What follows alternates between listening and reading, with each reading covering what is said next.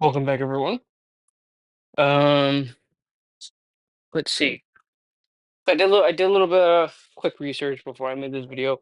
The Adventure Comics with the Sandman, they don't have the issues with the Sandman. They kind of like do like a huge jump and went to like issue 100 or something when I looked it up real quick on this app. Maybe I'll find it somewhere else. If I'm lucky, or maybe if I find like physical copies. DC Comics has been doing some DC Finest omnibuses, or if anyone knows where I can find Adventure Comics and read them for you guys, um, do read along reviews for you guys. Um, but yeah, as I always mention, I hope everyone's doing well. I hope you guys are all enjoying the content. Your holidays was good. Thank you for watching my videos, even though that they're not as consistent as I would like them to be. Let's see.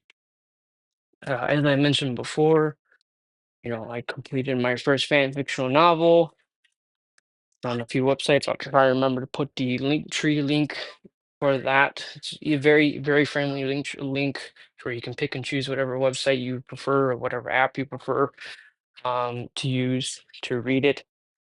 It's my first time ever writing. Like I said, was just something to keep me motivated and keep me going as I'm in this downtime or, you know, this little, not like I said, not depression, but just, feeling down kind of time of mentally. Um, um, any feedback, negative, positive is always welcome, to help me improve on writing. I'm already started writing, two so far. I think the first book, not including the authors afterwards, but with the prologue and the epilogues, I think there's like 25 chapters. Some are long, some are short. It was just kind of just like wherever the words take me. Um, I write it all down in a notebook and then I type it all up. And if there's any grammar issues, I try and fix it to the best of my capability. And like I said, I'm currently right. I think I have 80% of 80 to 90% of the book two written, but um, how do I put it? I just like I said, I just need to type it all up and then edit it and whatnot and proofread and whatnot before I publish it. Well, the only thing that's up is the prologue. As I mentioned before, it is loosely based on the Pennyworth TV show, and it kind of adds it as a prequel to the DC films, not the current DC films. I do have like this huge roadmap in my head to how I want to spiritually add everything known to date. Now I'm talking like, I'm even talking like the 1940s live action shows, the 1930s, 1940s, yeah, the current stuff. Um, I haven't really thought about yet, but I do know of a way to bring in some comic book concepts and integrate it with the films. Like for instance, the only thing I will tease is, the Pennyworth trilogy will be loosely based on the Pennyworth TV show that was on HBO Max or HBO, whichever you prefer to call it. And like I said, it's a prequel in like the 1960s, 1970s London before Alfred becomes Bruce's butler and moves to Gotham and whatnot. It's kind of a little bit like a spy, a little bit of espionage, a little bit of conspiracy stuff. Uh, he was a war soldier. What I mean? It's dark and gritty. It's like a dark and gritty, reimagining, and then spiritually adding it to the mythology of Man of Steel, Batman versus Superman, and the Justice League. Those three films specifically. I'm not counting anything like in between or afterwards, like whatchamacallit, like how do I put it? Anything after Aquaman, the first Aquaman. So like, I haven't really thought how I wanted to handle it. I do have a concept idea how I'm going to integrate that part. It's kind of like a big, huge overall story. and like it's like an overall map. But I want to bring in like other things before Man of Steel. So like um, integrate the 1989 Tim Burton film and stuff like that, or like a little bit of like not too much, but like a little bit of the Nolan trilogy, the Nolan Batman trilogy. You know, um, just little little Easter eggs here and there to where I kind of like I reimagine things to where they're like leading up to Man of Steel, if that makes sense. Because like I said, I'm a big huge comic book guy, so and I love Man of Steel, so I wanted it, and I love I love Batman versus Superman. Like it has its flaws, but I love it. But you know what I mean? Like in that film, Batman's already, he's been Batman for 20 years before he fights Superman. So it's like, what happened before that? You know what I mean?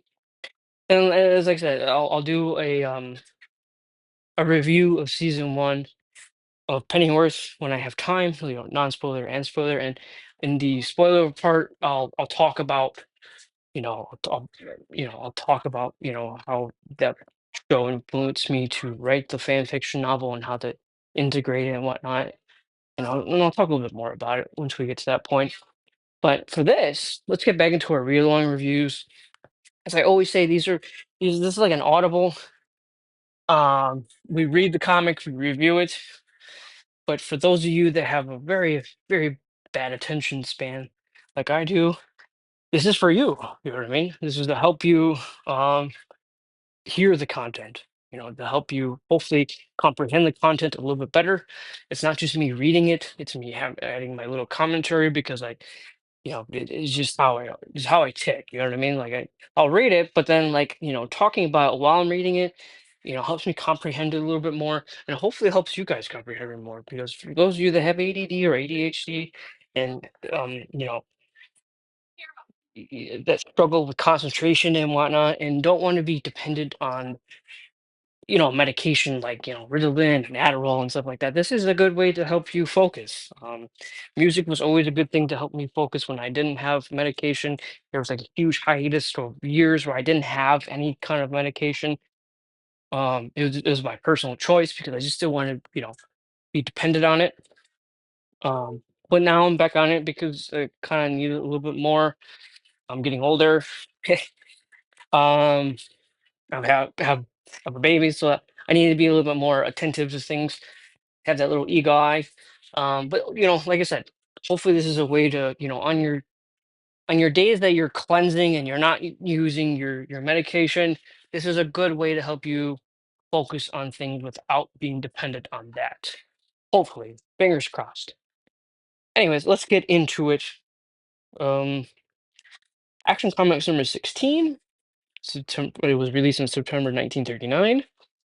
Um, so um, it looks like they started like putting this little Superman logo in the top left.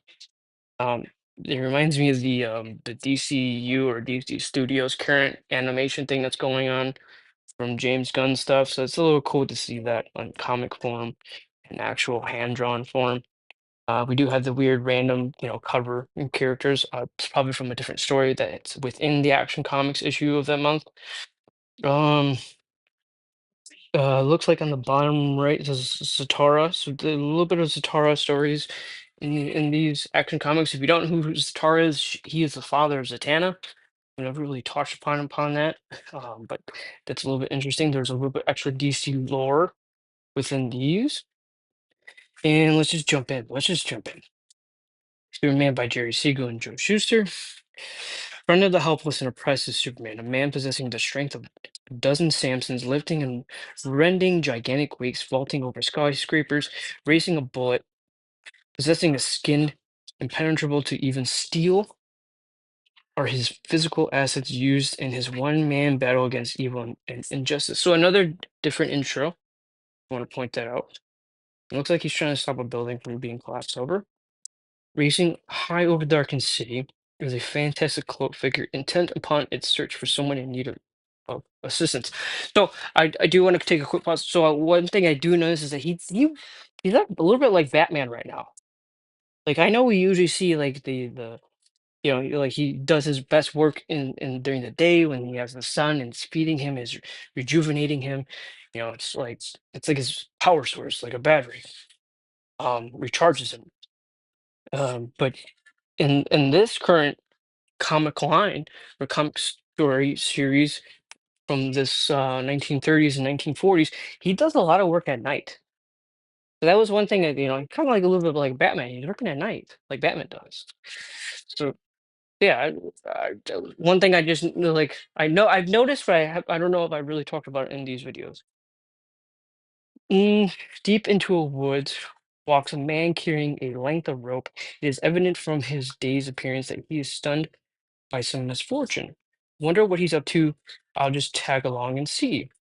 To his horror, Superman sees the man climb a tree, tie the rope of a lamb to his neck, and then he's going to commit suicide. Wow.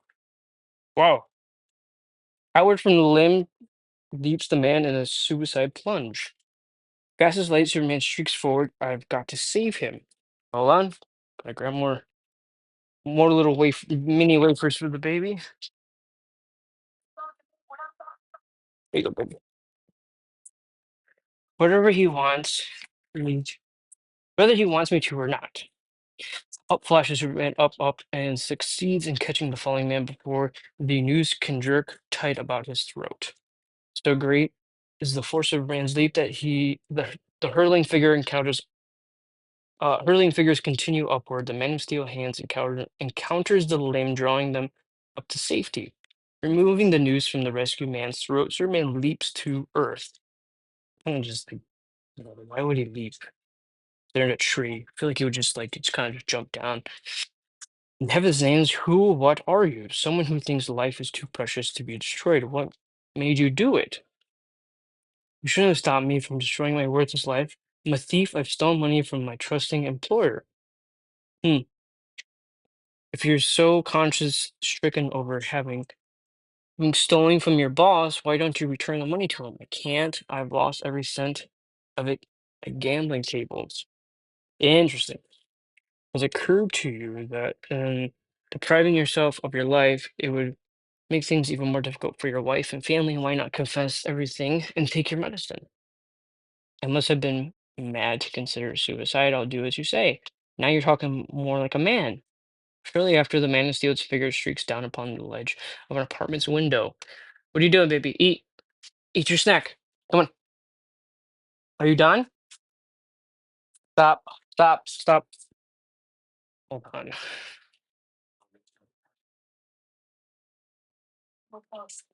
Please stop. There's nothing there. Eat your snack.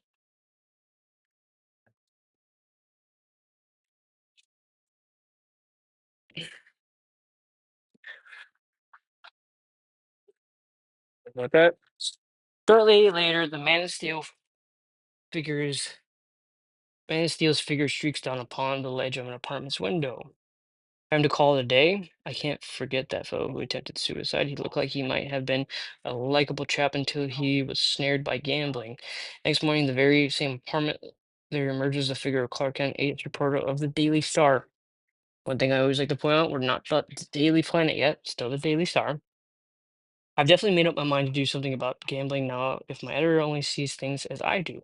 What's on your mind, Clark? Just this. How come gambling is permitted to flourish in the city of Metropolis, and why hasn't the Daily Star done anything about it? The only answer is that someone in the city's administration must be protecting the big time gamblers. We'd print the facts if we could get them. Then you have no objections if I were to tackle the assignment. Get to it, Clark, and here's wishing you luck. Thanks. My first stop will be City Hall. When Clark reaches the police commissioner's office, there's only one thing I want to know, Commissioner Watson, and that's why haven't you clamped down on gambling? Doing the best we can. Murderers and robbers keep us busy enough without our chasing after tin horn gamblers. My opinion, gambling is just as revolting a crime as any other, and it's your duty to strictly enforce the laws against it. Are you trying to tell me I'm incompetent? Get out! Get out! I need to take some ibuprofen. My head hurts. I don't have any Tylenol. I'll have to take ibuprofen for now. If the commissioner stubbornly refuses to do his duty, there are other ways to meet the situation.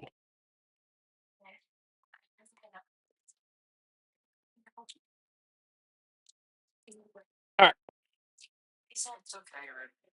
That evening, within Clark Kent's apartment, the reporter undergoes a miraculous transformation. Superman acts tonight. A fantastic figure launches itself from the roof of Kent's apartment into the night.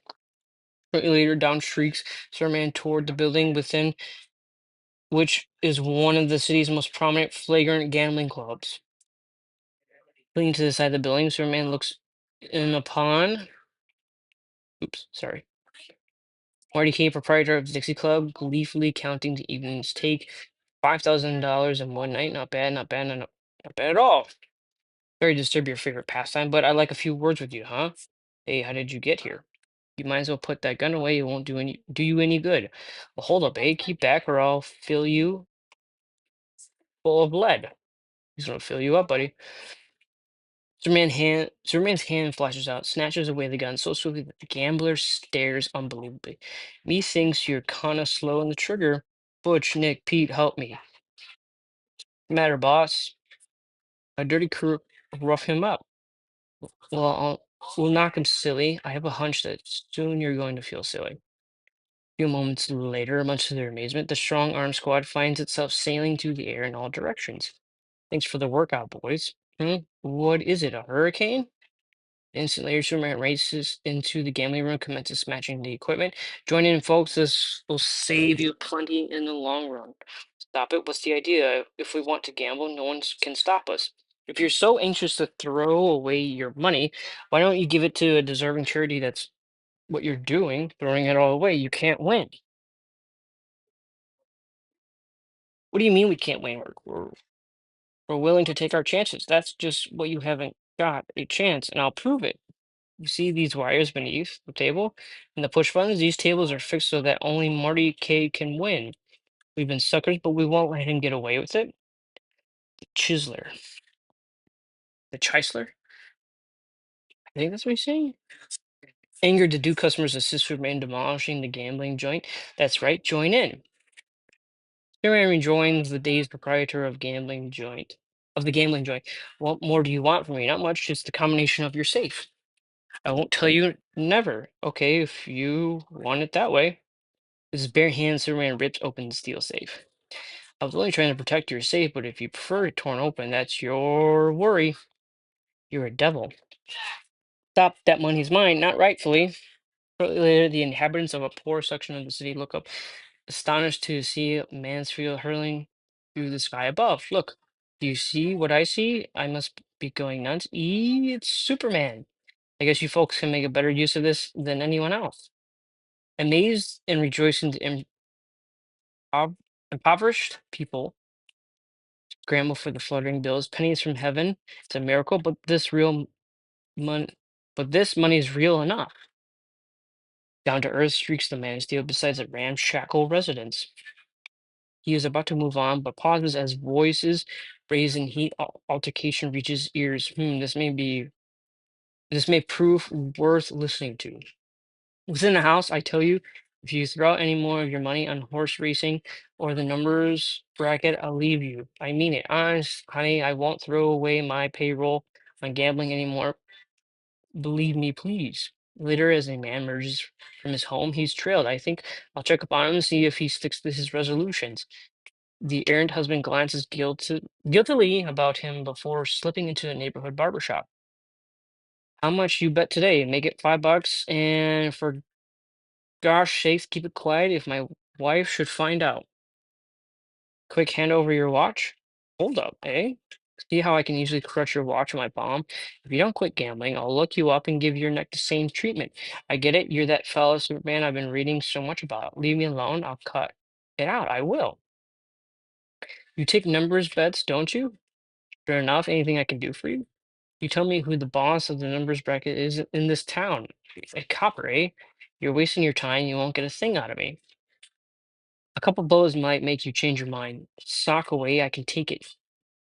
Out flashes Superman's fist. Deliberately, he thrusts it clear through the wall beside the barber's terrified face. Huh? What in? Crash! Spirit Man smashes his fist through the wall on the other side of the shrinking fellow's face.